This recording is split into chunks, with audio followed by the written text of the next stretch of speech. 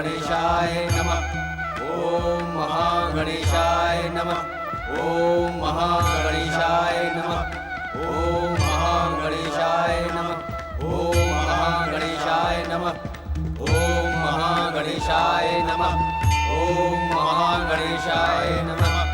ओम महागणेशाय नमः। ओम परम देवाय नमः। ओम विश्ववरदाय नमः। ओम महाबलेश्वराय नमः। ओम महागणेशाय नमः। ओम परम देवाय नमः। ओम विश्ववरदाय नमः। ओम महाबलेश्वराय नमः। ओम महागणेशाय नमः। ओम विश्ववरदाय नमः। ओम परम देवाय नमः। विश्व सम्राट दैत्यराज सिंधु दैत्य महारानी वर्णाक्षी की विश्व सम्राट दैत्यराज सिंधु दैत्य महारानी वर्णाक्षी की अमर वरदानी विश्व सम्राट सिंधु की जय हो। कारागर प्रमुख विरोचन, क्या समाचार लेकर राजसभा में उपस्थित हुए हो? बंदी देवताओं ने हमारा दिया हुआ भोजन स्वीकार नहीं किया दैत्यराज। क्या देवताओं को मांसाहारी भोजन दिया गया था?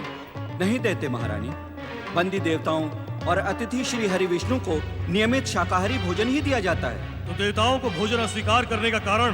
क्षमा करें दैत्यराज, देवताओं का कहना है कि आज उनका संकष्ट चतुर्थी का व्रत है। संकष्ट चतुर्थी अर्थात?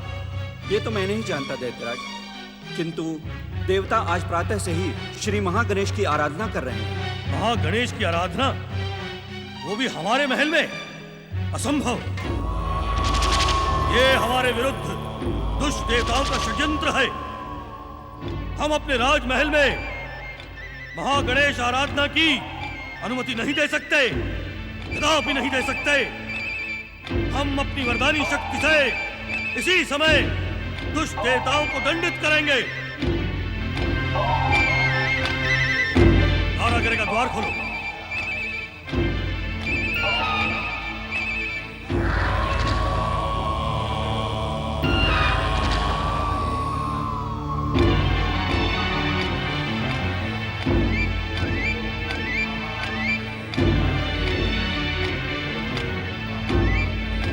कारागृह प्रमुख विरोचन, ये बंदी देवता कहाँ भाग गए?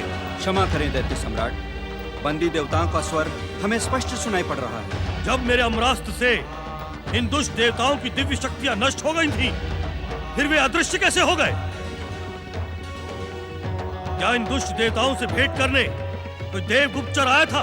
नहीं दैत्यराज, इतनी कड़ी सुरक्षा में देव गुप्तचर तो क्या पंछी भी पर नहीं मार सकता। तुम्हारी सुरक्षा में कोई भूल अवश्य ही हुई है विरोचन, अन्यथा ये शक्तिहीन देवता अदृश्य नहीं हो सकते थे। भूल का तो प्रश्न ही नहीं उठता दैत्य सम्राट। हमें उत्तर देने की भूल ना करो दुष्ट विरोचन। अपनी वरदानी शक्ति से हम इन दुष्ट देवताओं को दंडित अवश्य करेंगे, परंतु उससे पहले तुम हमारे क्रोध का निवाला बनोगे।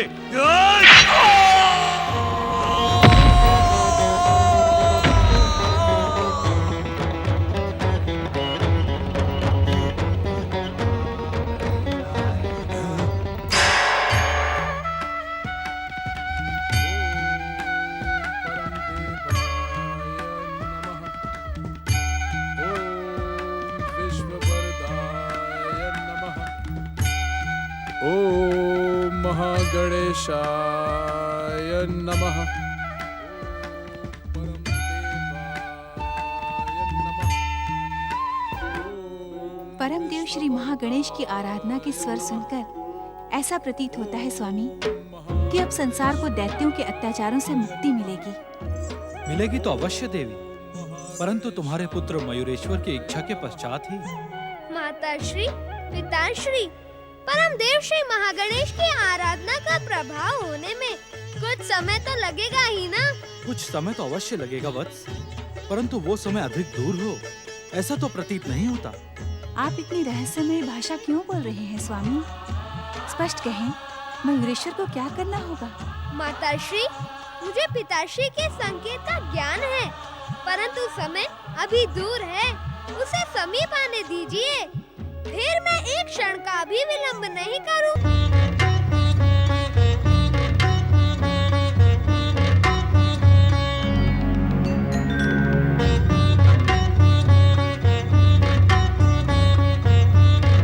अतिथिराज श्री हरि, मैं तो समझा था कि आप भी दुष्ट देवताओं की भांति अदृश्य हो गए।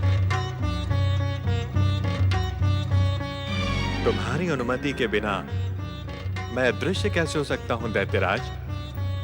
ये नीति विरुद्ध कार्य मैं कदापि नहीं कर सकता। परंतु आप इस प्रकार आंखें बंद किए ध्यान मग्न क्यों बैठे रहते? इस संसार में मेरी योग निद्रा प्रसिद्ध है दैत्यराज। योग निद्रा में लीन रहते हुए भी मुझे संसार के कण कण का ज्ञान रहता है। श्री हरि, क्या आप जानते हैं कि राजमहल में मेरे द्वारा बंदी देवता इस समय कहां भाग गए? ये तुम्हारी भूल है सिंधु। तुम्हारे महल रूपी कारागृह से देवगण कहीं भागे नहीं हैं। परंतु वे इस समय कक्ष में दिखाई नहीं दे रहे। हो सकता है उन्हें देखने में तुमने कोई भूल की हो, अन्यथा श्री महागणेश आराधना का स्वर तुम्हें इतने समीप से सुनाई न देता। क्या आप मुझे अंधा समझते हैं श्री हरि? जब मैं आपको स्पष्ट देख सकता हूं तो उन दुष्ट देवताओं को क्यों नहीं देख सकता? अवश्य ही इसमें कोई षड्यंत्र है। तुम क्या सोचते हो दैत्यराज? क्या यह सब मेरे कारण से हो रहा है? यदि दुष्ट देवताओं के षड्यंत्र का आपको ज्ञान नहीं तो फिर आप कैसे कह सकते हैं कि अदृश्य देवता राजमहल के कारागृह में आप बंदी है? जो मैं स्वयं अपनी आंखों से देख कर आ रहा हूं वो तो आपने नहीं देखा, फिर आप भी... दैत्यराज सिंधु, आपने हमसे ही वरदान पाकर हमें अपना अतिथि बनाया। क्या एक अतिथि के साथ ऐसा व्यवहार करना उचित है? यदि अतिथि षड्यंत्र में सम्मिलित हो श्री हरि तो वो अतिथि नहीं शत्रु बन जाता है। दैत्यराज सिंधु, अपने वरदान की रक्षा और मर्यादा के कारण हमने अब तक आपका सम्मान किया, परंतु अब जब हम आपके शत्रु बन गए हैं तब न तो वरदान की मर्यादा रही और न ही अतिथि बने रहने की। आप कहना क्या चाहते हैं श्री हरि? क्या आपको अब हमारा आतिथ्य स्वीकार नहीं है? जिसका विवेक नष्ट हो चुका हो, जिसके हृदय में दुराचार और दुर्भावना ने प्रवेश कर लिया हो, उसका अतिथि बने रहना हमें स्वीकार नहीं।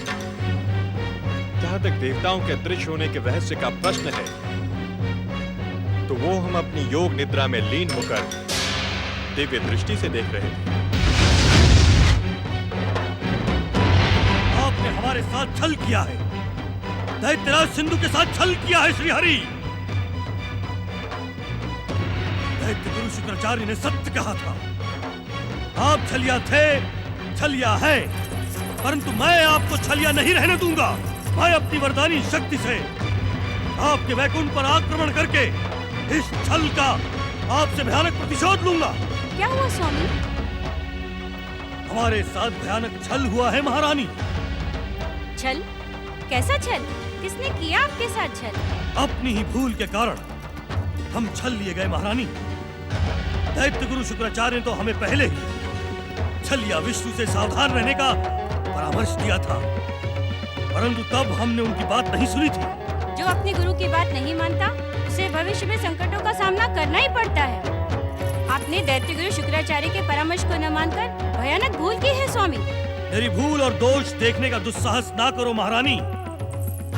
शुक्राचार्य की बात न मानने का एकमात्र कारण यह था कि जब तक विष्णु हमारे अतिथि बनकर रहते हैं संसार की कोई भी शक्ति हमें स्पर्श नहीं कर सकती।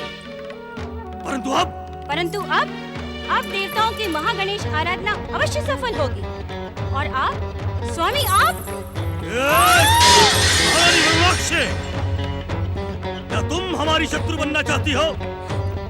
मुझे स्त्रियों का बात बात पर भयभीत हो जाना तर्क भी प्रिय नहीं। भविष्य में इस बात से सावधान रहना।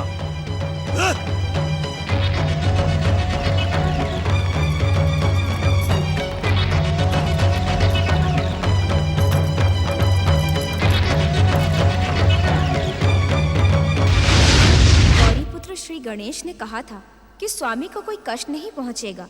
मयूरेश्वर श्री गणेश ने भी कहा था कि समय आने पर उस दुष्ट सिंधु का वध अवश्य होगा, जिसने अतिथि बनने के नाम पर स्वामी को बंदी बना रखा है। किंतु ना जाने स्वामी कब तक ये अतिथि लीला करते रहेंगे।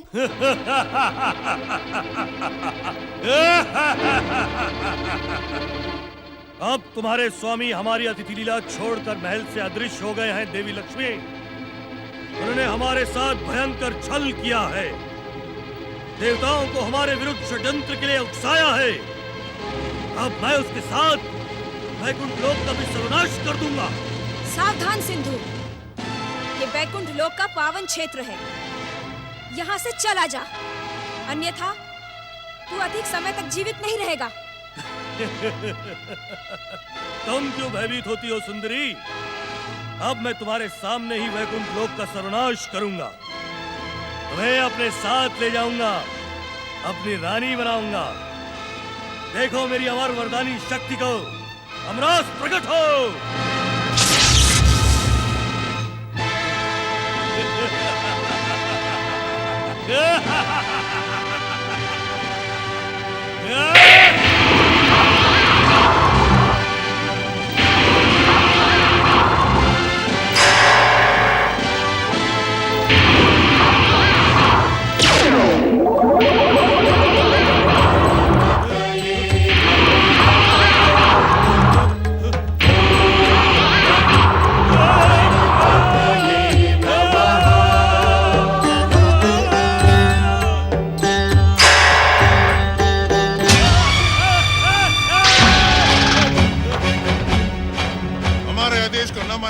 देख लिया तुमने सिंधु।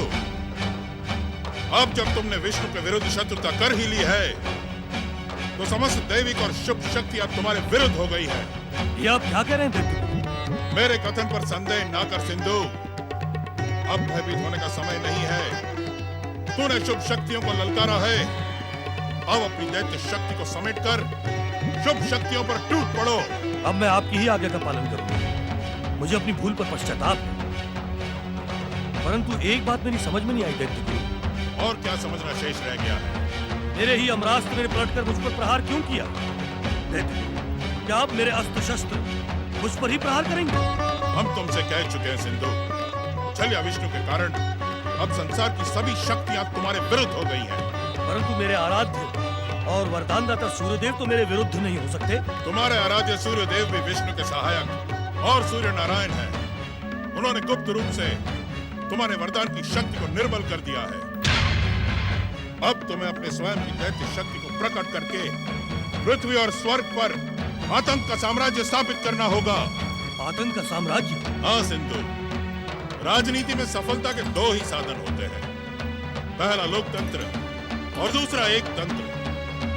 तुमने लोकतंत्र से स्वयं को स्थापित करने का प्रयास तो किया, परंतु दुष्ट देवताओं के षड्यंत्र से तुम्हारा लोकतंत्र असफल हो गया। अब एक तंत्र के साम्राज्य का समय आ गया है। एक तंत्र के साम्राज्य का समय? मैं कुछ समझा नहीं दैत्य गुरु। अपनी जिस शक्ति पर तुम्हें अभिमान है, उस शक्ति की सौगंध लेकर संसार में ये घोषणा कर दो कि जो तुम्हें विश्व सम्राट स्वीकारे उसे अभय, और जो न स्वीकारे उसे मृत्यु दंड।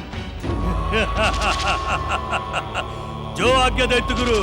दैत्यवीर सिंधु, दुष्ट देवताओं, छलिया विष्णु और महागणेश के अवतारों को यह दिखाना होगा कि तुम्हारे पास वरदानी शक्ति हो अथवा न हो, तुम्हारी स्वयं की दैत्य शक्ति ही किसी वरदानी शक्ति से कम नहीं है। जाओ, जाकर संसार में आतंक अभियान प्रारंभ करो। हमारा आशीर्वाद तुम्हारे साथ है।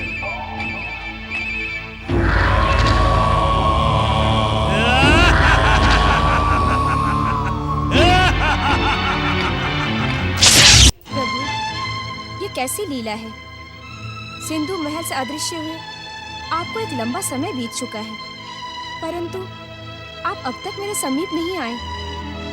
महादेव ने कहा था कि उचित समय पर आप मेरे समीप आ जाएंगे। प्रकट हो प्रभु, अपने दर्शन दे श्रीहरि। विष्णु प्रिया देवी लक्ष्मी, क्या आपको हमारे यहाँ प्रकट होने की आशा न थी? देवी लक्ष्मी, हमारे बैकुंठ की रक्षा के लिए गौरी पुत्र श्री गणेश ने प्रकट होकर दुष्ट सिंधु के अमरास्त्र को लौटा दिया। किंतु तुम इससे यह न समझ लेना कि अब हमारा बैकुंठ सुरक्षित हो गया। तो क्या दुष्ट सिंधु पुनः बैकुंठ पर आक्रमण करेगा? सिंधु बैकुंठ पर आक्रमण करे अथवा न करे, हमें उसके विरुद्ध एक नए युद्ध का शंखनाद अवश्य करना है। नए युद्ध का शंखनाद?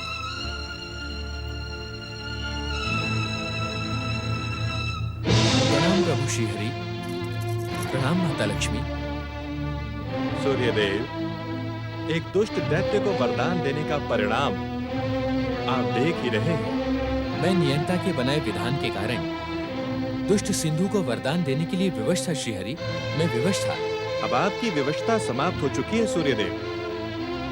संसार का एक विधान यह भी है कि जो दुष्ट शुभ शक्तियों के विरुद्ध दुष्टता करेगा, उसे सभी शुभ शक्तियां मिलकर दंडित करेंगी। अवश्य प्रभु, मैं उस विधान से परिचित हूँ और उसी विधान के कारण इस समय आपकी सेवा में उपस्थित हुआ हूँ। कहें, मेरे लिए क्या आज्ञा है प्रभु? सूर्यदेव, अब उस दुष्ट दैत्य सिंधु के अत्याचार अपनी चरम सीमा पर पहुंच चुके हैं। शुक्राचार्य के परामर्श से वह आतंक का साम्राज्य स्थापित करने के लिए संसार पर अत्याचार करने जा रहा है। अब हम सभी शक्तियों को मयूरेश्वर श्री गणेश का सहयोग करना होगा। अवश्य प्रभु, परंतु मयूरेश्वर को सहयोग देने से पहले मैं आपसे एक निवेदन करना चाहता हूँ। अवश्य प्रभु। त्रिदेव, त्रिदेवियां और संसार की समस्त शुभ शक्तियों को दुष्ट आत्माओं को वरदान देने से पहले इस बात पर विचार करने का विधान बनाया जाना चाहिए कि दुष्ट आत्माएं उनके वरदान का दुरुपयोग न करें। आज की घटना को प्रत्यक्ष देखकर मैं आपसे सहमत हूँ सूर्यदेव। हमें अवश्य ही वरदान देने से पहले विचार करना चाहिए। आज यदि श्री गणेश प्रकट होकर सिंधु का अमरास्त्र ना लौटाते तो वैकुंठ लोक उसके प्रहार से। माता, संसार की बड़ी से बड़ी और भयानक से भयानक शक्तियां मिलकर भी वैकुंठ लोक, कैलाश लोक और ब्रह्मलोक को हानि नहीं पहुंचा सकती। यदि सिंधु का अमरास्त्र वैकुंठ से टकराता तो वैकुंठ के सात्विक प्रभाव के कारण वो स्वयं ही नष्ट हो जाता। हम जानते हैं सूर्यदेव कि सिंधु को दिया हुआ आपका वरदान अब शीघ्रता से क्षीण होता जा रहा है। प्रभु, जैसे जैसे दुष्ट सिंधु की दुष्टता बढ़ती जाएगी, वैसे वैसे मेरा दिया हुआ वरदान क्षीण होता जाएगा। परंतु मेरी चिंता का एक कारण और भी है प्रभु। वो कारण आपकी ही नहीं, पूरे संसार की चिंता का कारण है। आप किस कारण की ओर संकेत कर रहे हैं स्वामी? माता, अनजाने में मुझसे प्राप्त अमृत को पीकर सिंधु सदा सदा के लिए अमर हो गया है। संसार और आपकी चिंता का अंत उस दिन होगा सूर्यदेव, जब श्री महागणेश के अवतार मयूरेश्वर श्री गणेश सिंधु का संहार करेंगे। उस दिन आपसे अनजाने में प्राप्त अमृत भी उसकी रक्षा नहीं कर पाएगा।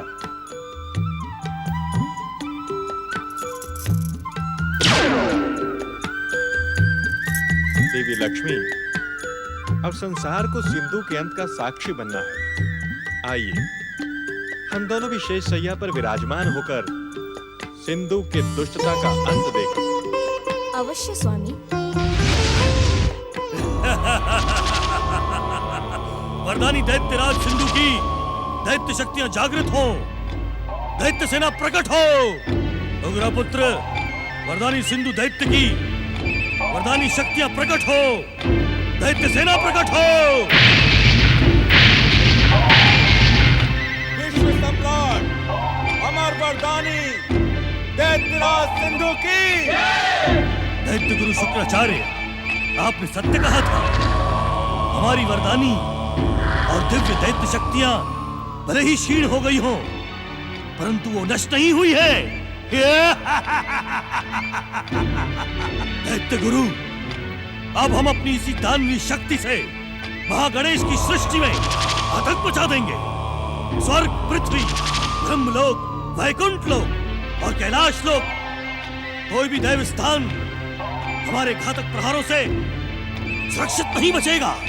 विश्व सम्राट अमर वरदानी दैत्यराज सिंधु की दैत्य वीरों, सारे संसार में आतंक मचा दो। ब्रह्मा, विष्णु, महेश और महागणेश के भक्तों को विवश कर दो कि वो दैत्यराज सिंधु को सर्वशक्तिमान माने। चारों ओर रक्त की नदियां बहा दो। कहीं से भी भक्ति, पूजा और आराधना का स्वर ना सुनाई पड़े। अमर वरदानी दैत्यराज सिंधु की जाओ दैत्य वीरों, जाकर संसार पर अपनी दानवी शक्ति का ऐसा प्रहार करो कि शुभ शक्तियों का हृदय कांप उठे। निरीह मनुष्यों पर इतना अत्याचार करो कि शुभ शक्तियां छुप जाने पर विवश हो जाए। जाओ। विश्व सम्राट अमर वरदानी दैत्यराज सिंधु की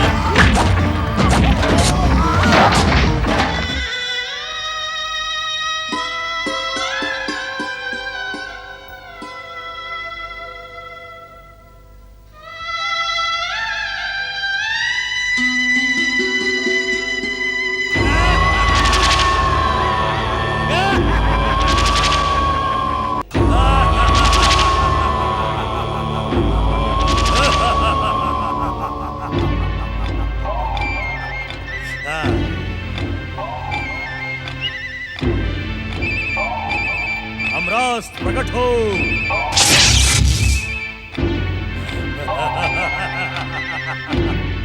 मैं सभी दिव्य लोकों की शक्ति को अपनी दानवी शक्ति से नष्ट भ्रष्ट कर दूंगा।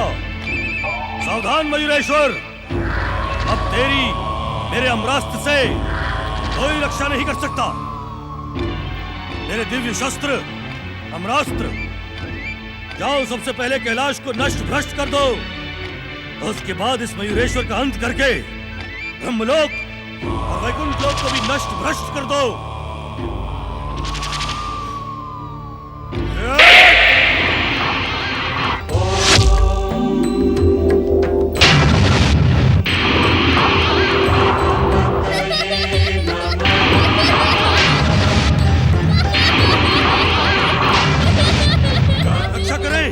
रक्षा करें दैत्य गुरु शुक्राचार्य, इस दुष्ट अमरास्त्र से मेरी रक्षा करें, मेरी रक्षा करें दैत्य गुरु शुक्राचार्य। नारायण नारायण, तुम्हारे दैत्य गुरु शुक्राचार्य तुम्हारी बार बार रक्षा करने में समर्थ नहीं है सिंधु। यदि अपने प्राणों की रक्षा चाहते हो तो गौरीपुत्र श्री गणेश को पुकारो, उन्हीं से अपने प्राणों की रक्षा की भीख मांगो। वो भी तो महागणेश का अवतार है, वो भला मेरी रक्षा क्यों करेगा? दैत्यराज, यदि तुम उन्हें सच्चे मन से पुकारोगे तो वो तुम्हारी रक्षा अवश्य करेंगे।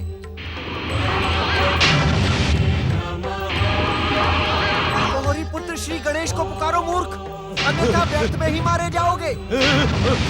मूर्ख सिंधु, तुम्हारे इस अमरास्त्र से अमर व्यक्ति भी जीवित नहीं बच सकता। मंगल मूर्ति को पुकारो। हे मंगल मूर्ति, हे गौरीपुत्र श्री गणेश, मेरे प्राणों की रक्षा करें, मेरे प्राणों की रक्षा करें।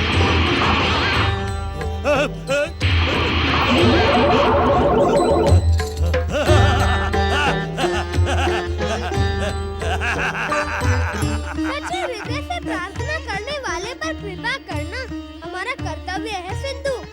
हमसे जो शरणागत होने की प्रार्थना करता है, हम उसे जीवन दान अवश्य देते हैं। मैं तुम्हारा शरणागत नहीं हूँ गौरीपुत्र, मैंने तो अपनी प्राण रक्षा के लिए मात्र तुम्हारा प्रयोग किया है।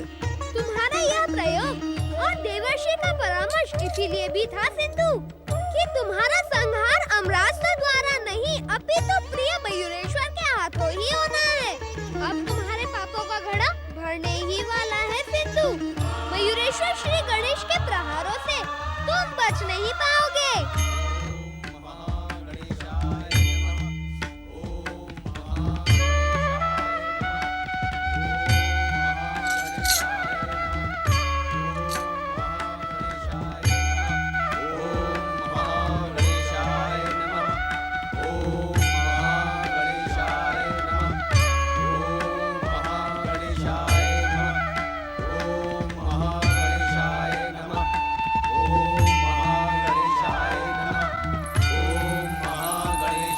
द्वार खोलो। ओम महागणेशाय नमः। ओम महागणेशाय नमः। ओम महागणेशाय नमः। ओम महागणेशाय नमः। ओम महागणेशाय नमः। ओम महागणेशाय नमः। ओम महागणेशाय नमः।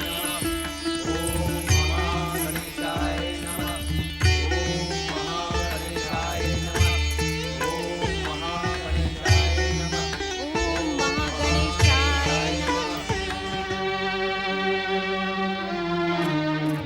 पूजनीय देवगणों, आप सभी को अपने स्वामी दैत्यराज सिंधु द्वारा यहाँ बंदी बनाया देखकर मैं बहुत दुखी हूँ।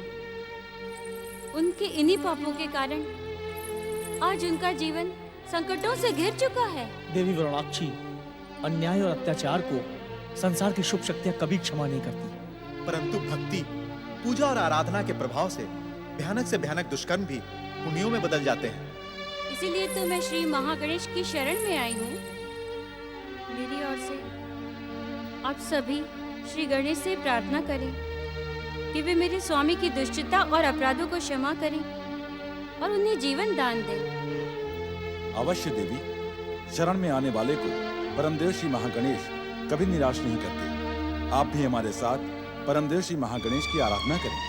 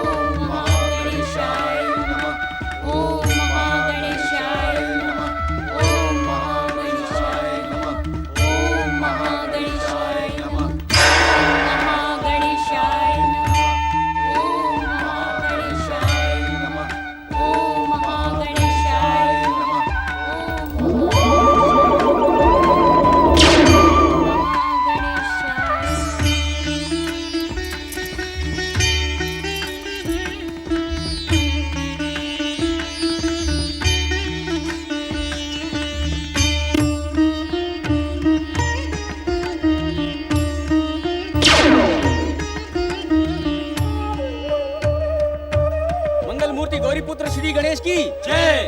प्रथम पूज्य गौरीपुत्र श्री गणेश की जय। देवताओं, सिंधु दैत्य के अमरास्त्र के कारण आपकी जो दिव्य शक्तियाँ नष्ट हो गई थी, अब वे परम देव श्री महागणेश की कृपा से आपको पुनः प्राप्त हो गई हैं।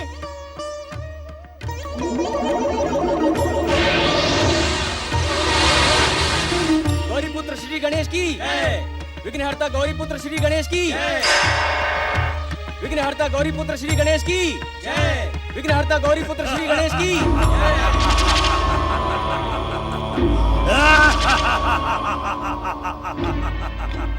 दुष्ट देवताओं, क्या तुम्हें मेरी भयानक विध्वंसक और विस्फोटक दानवी शक्तियों का तनिक भी भय नहीं? अब मेरी दानवी शक्तियां तुम्हें भयभीत होने के लिए भी जीवित नहीं छोड़ेंगी। सावधान सिंधु, तेरी मृत्यु ही तुझे यहाँ खींच लाई है। गौरीपुत्र श्री गणेश की कृपा से हम देवता अब दिव्य शक्ति संपन्न हो चुके हैं। लौट जा, लौट जा। गौरीपुत्र तुम्हें कितना भी दिव्य शक्ति संपन्न बना दे, परंतु मेरे समान अमर नहीं बना सकते। अमर वरदानी सिंधु के प्रहार अब तुम देवताओं के नाम इतिहास के पन्नों में सुरक्षित कर देंगे।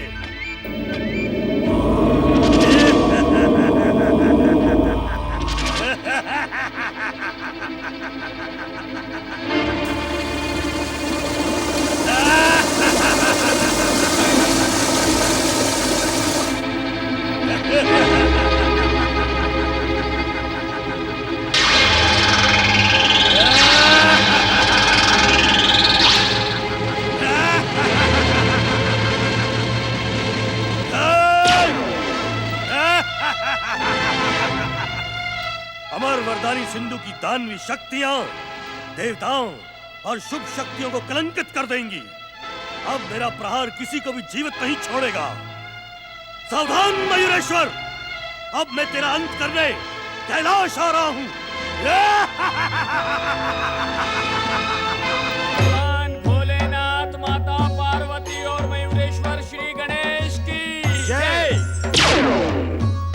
सांब सदाशिव और मयूरेश्वर श्री गणेश की। देवादिदेव महादेव गौरी पुत्र श्री गणेश की कृपा से हम सभी देवता दुष्ट सिंधु के बंदी गृह से मुक्त हो गए। महादेव, अब उस दुष्ट सिंधु के अत्याचारों से संसार को मुक्त कराना आवश्यक हो गया है। हे भोलेनाथ, आप मयूरेश्वर श्री गणेश को सिंधु का अंत करने की आज्ञा दें। स्वामी, अब सिंधु के वध में विलंब करना उचित नहीं है। यदि वो अधिक समय तक जीवित रहा तो संसार की व्यवस्था अस्त व्यस्त कर देगा।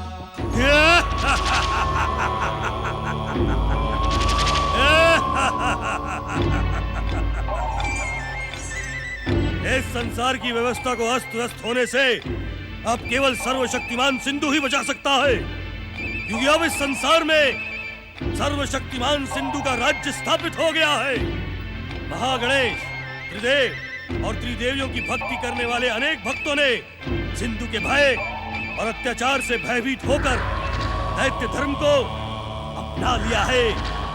अब इस संसार से धर्म का सर्वनाश हो जाएगा। मूर्ख सिंधु, संसार से धर्म का नाश कभी भी नहीं हो सकता, क्योंकि धर्म से ही तो संसार के प्राण हैं। धर्म और संसार का संबंध वैसा ही है जैसा माता का पुत्र से होता है, गुरु का शिष्य से होता है, नदी का जल से होता है। धर्म के नाश की बात कहकर तू अपनी मूर्खता का परिचय दे रहा है। मुझे मूर्ख कहने का दुस्साहस ना कर मयूरेश्वर। मैं अपनी दानवी शक्ति से इसी समय तुम सबको नष्ट कर दूंगा। का तेरे सिर पर चढ़कर बोल रहा है सिंधु? अब मैं तुझे क्षमा नहीं करूंगा और तेरा अंत तेरे समीप है।